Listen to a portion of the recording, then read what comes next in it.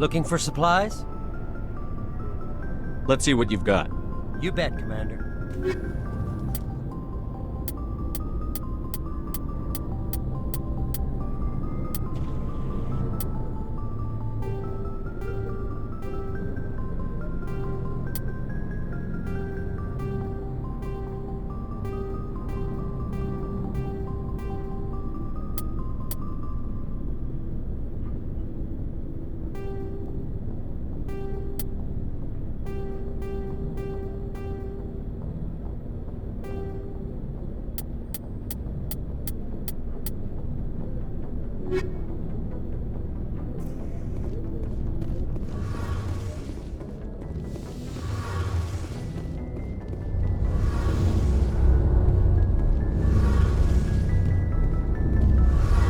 Commander, you know that Quarian, Tally?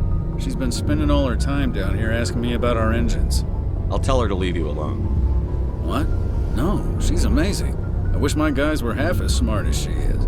Give her a month on board and she'll know more about our engines than I do. She's got a real knack for technology, that one. I can see why you wanted her to come along. I figured she'd be a real asset to the team. You've got an eye for Tally, Commander, but I'm guessing that's not why you came down here. Fill me in on the IES stealth systems. How does it work exactly? You can't hide a ship out in space. They emit too much heat and radiation, too easy for sensors to pick them up, unless you find a way to capture those emissions. So our stealth systems trap the energy we give off in storage sinks built into the ship itself. No emissions to give away our location. Eventually the sinks have to be vented. More than a few hours silent running and they overheat. Cook us inside our own hull. There's no way for anyone to detect us? A visual scan can still pick us up. Anyone looking out a window can see us plain as day.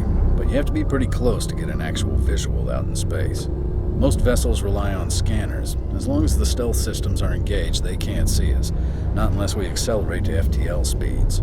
Why doesn't it work with faster-than-light travel? Cranking up to FTL blue shifts our emissions, pushes them into frequencies too high to capture in the sinks. As soon as we make the jump, it's like setting off a flare. Sensors can pick up our location whenever we enter or exit FTL flight, but for short-range missions, our stealth systems are amazing, and we've got the only one. I want to know more about the Normandy. She's the best ship I've ever served on, probably the fastest vessel ever designed, and she's the only one using the new Tantalus drive core. What's so special about the Tantalus drive core? Proportionally, it's about twice the size of any other vessel. Not only are we faster, we can run at FTL speeds longer before we have to discharge the core. Where else have you served, Adams? If you name a class of Alliance ship, I've probably served on it. Everything from dreadnoughts and carriers right down to frigates like the Normandy. My last assignment was on the Tokyo, only a cruiser, but she was a good ship. Couldn't hold a candle to the Normandy, though. Carry on, Adams. Aye, aye, Commander.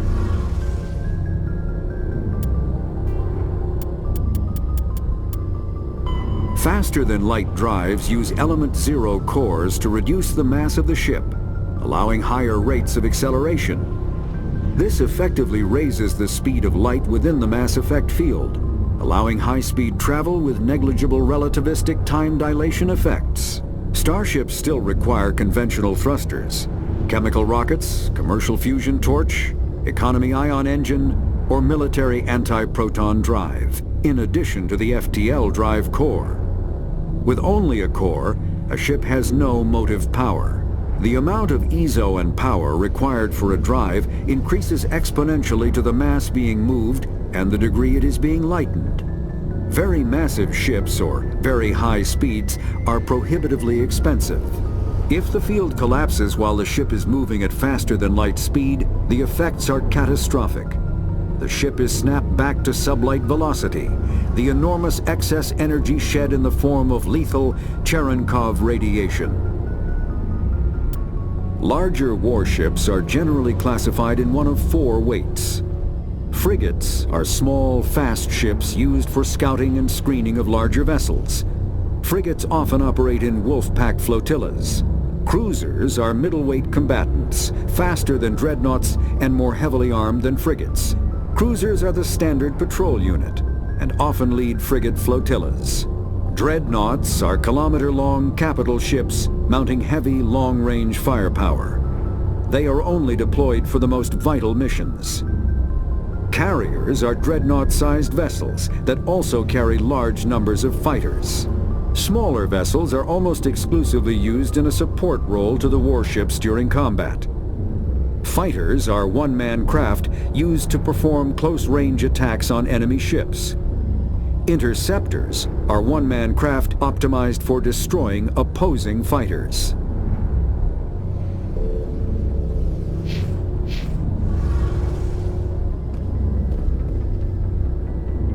Your ship's amazing, Shepard. I've never seen a drive core like this before. I can't believe you were able to fit it into a ship this small. I'm starting to understand why you humans have been so successful. I had no idea Alliance vessels were so advanced. The Normandy's a prototype. Cutting-edge technology. A month ago, I was patching a makeshift fuel line into a converted tug ship in the flotilla. Now, I'm sitting on board one of the most advanced vessels in Citadel space. I have to thank you again for bringing me along. Traveling on a vessel like this is a dream come true for me. I had no idea you found ship technology so interesting.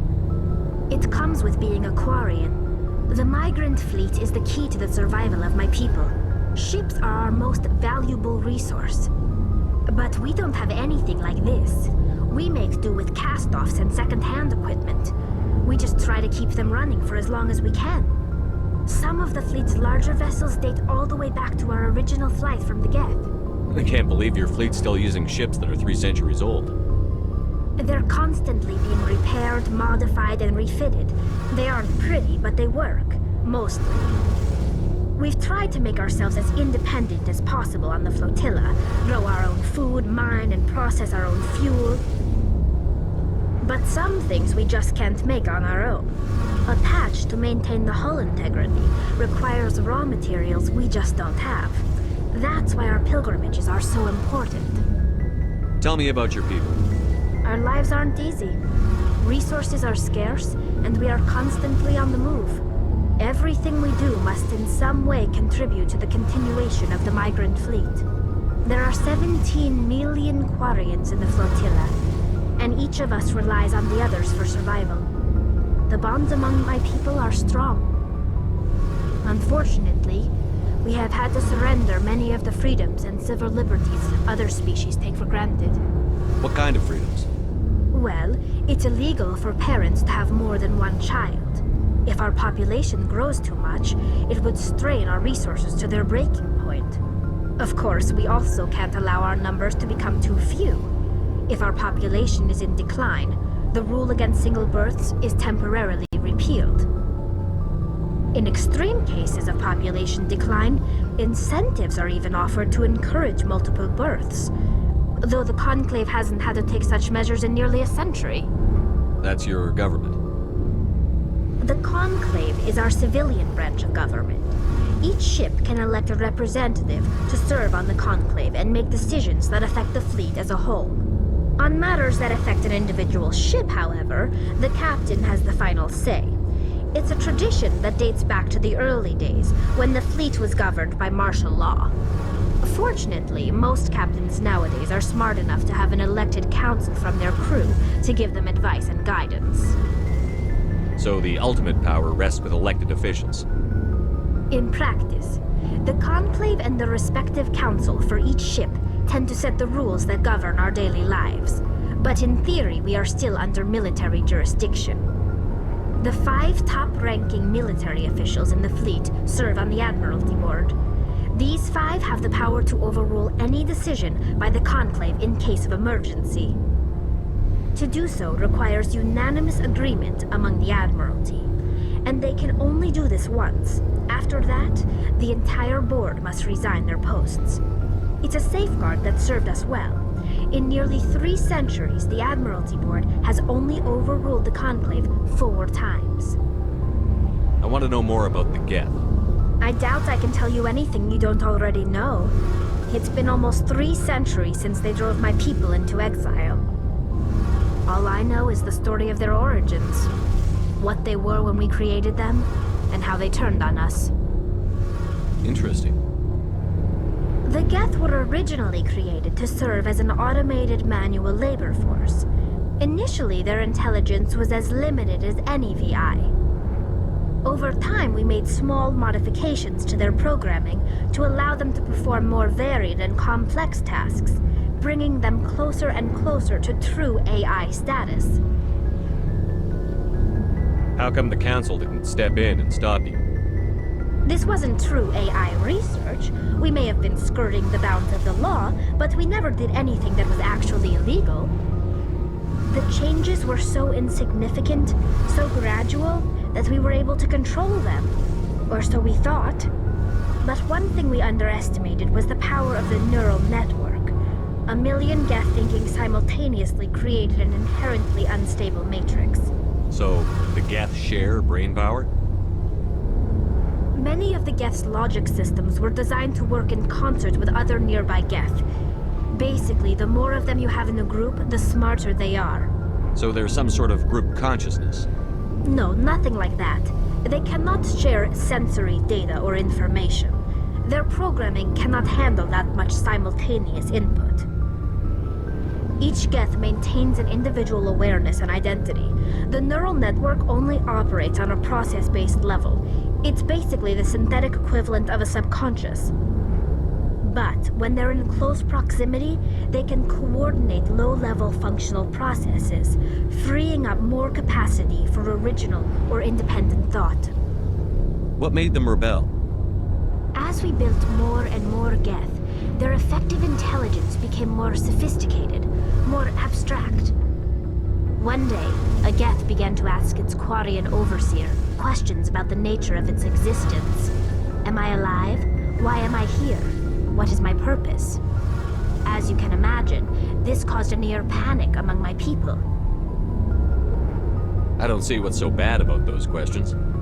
The Geth were created to engage in mundane, repetitive, or dangerous manual labor. That's fine for machines, but it won't satisfy a sentient being for long. The Geth were showing signs of rudimentary self-awareness and independent thought. If the Geth were intelligent, then we were essentially using them as slaves. It was inevitable the newly sentient Geth would rebel against their situation. We knew they would rise up against us, so we acted first. A general order went out across all Quarian-controlled systems to permanently deactivate all Geth. The Geth responded to this order violently. You can't blame them for fighting for their survival. We had no other choice. The Geth were already on the verge of revolution. By acting quickly, we had a chance to end the war before it began. The hope was that most of the Geth would still be little more than machines, incapable of organized resistance. But they had progressed much further than anyone anticipated. The war was long and bloody. Millions upon millions of Quarians died at their hands. In the end, we were forced to flee our own homeworld. We feared the Geth would pursue us, but they never came beyond the Veil. Now we drift through space, exile searching for a way to reclaim what was once ours. It's hard to feel sorry for you. Your ancestors tried to wipe out another species. We made a mistake when we created the Geth in the first place, but we did not make a mistake when we went to war against them. If we had not acted, they would have wiped us out. They're a synthetic life form. They have no use for organics. None. Why do you think they cut themselves off from the rest of the galaxy? Why do you think they've killed every organic being who's ever tried to contact them? They didn't kill Saren.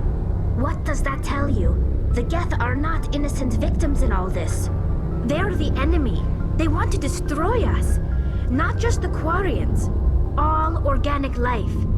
That's why they've joined up with Saren. And that's why we have to stop him. I want to know more about the pilgrimage. When my people reach maturity, we leave our birth ships and seek acceptance with a new crew. It's necessary to maintain genetic diversity among the fleet. But no ship wants to accept someone who will be a burden on them. So, to prove our worth, we embark on a pilgrimage. We set out alone, leaving the flotilla and our families behind us. We only return once we have found something of value we can bring back to the fleet. This is presented as a gift to the captain of the respective ship we wish to join. If the gift is accepted, we are welcomed into the crew.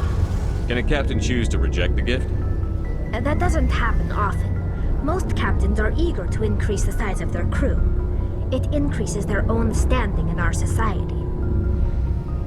Even when the gift is not particularly valuable, the captain usually accepts it out of a sense of tradition. However, there is a stigma to presenting a substandard gift. It's not the best way to make a good impression on a new community. Most pilgrims don't return until they find something worthwhile. I can't believe they just send you off alone. It's not like they just cast us out. Before we leave, we are given lessons in how to survive outside the flotilla, and given gifts to help us on our journey. We also receive implants to fight off sickness and disease. Generations of living in an isolated and highly controlled environment have left our immune systems weaker than most. By the time we leave the fleet, we are well equipped for the pilgrimage. This is a rite of passage for all Quarians. If it were dangerous, our numbers would suffer. Virtually every pilgrimage ends with a triumphant return and the ritual presentation of the gift to one of the fleet's captains. I want to talk about something else. Like what? I should go. See you later.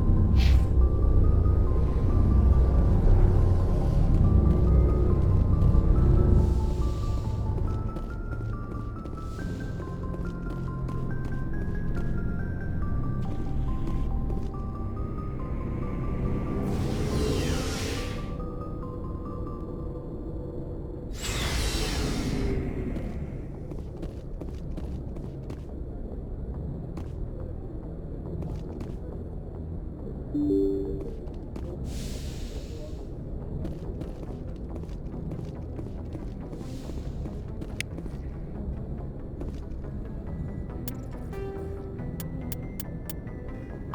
Citadel.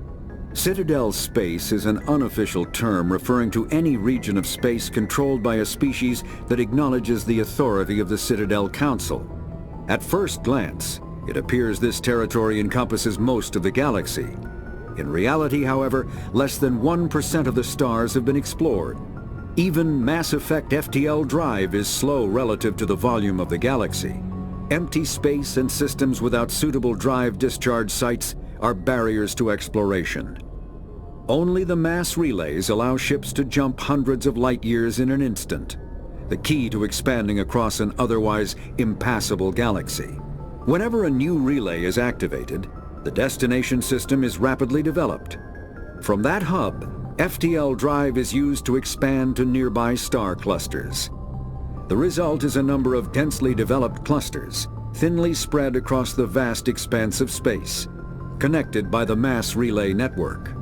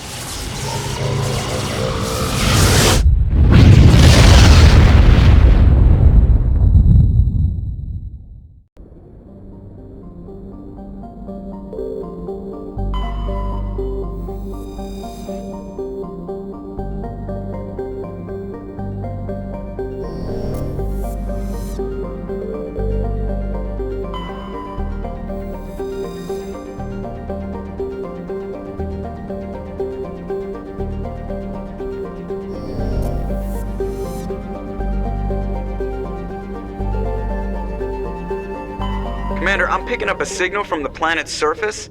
It looks like an automated distress beacon.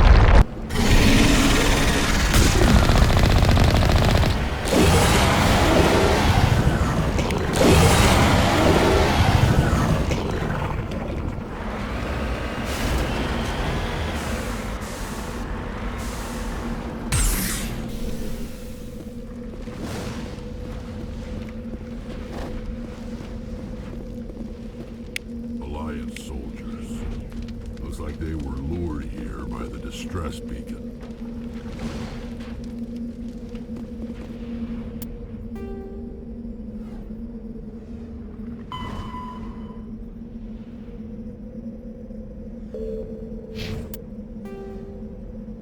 After the thresher moths are subterranean carnivores that spend their entire lives eating or searching for something to eat. Threshers reproduce via spores that can lie dormant for millennia, yet are robust enough to survive prolonged periods in deep space and atmospheric re-entry. As a result, thresher spores appear on many worlds, spread by previous generations of space travelers. The body of a thresher never entirely leaves the ground. Only the head and tentacles erupt from the Earth to attack. In addition to physical attacks, threshers have the ability to project toxic chemicals and emit bursts of infrasound as a shockwave weapon. The Alliance first encountered threshers on the colony of Akuz in 2177. After contact was lost with the Pioneer team, Marine units were deployed to investigate. The shore parties were set upon by hungry threshers, and nearly the entire assault force was killed. Alliance forces recommend engaging threshers with vehicle-mounted heavy weapons. These are Admiral Kahoku's men. We need to tell him what happened.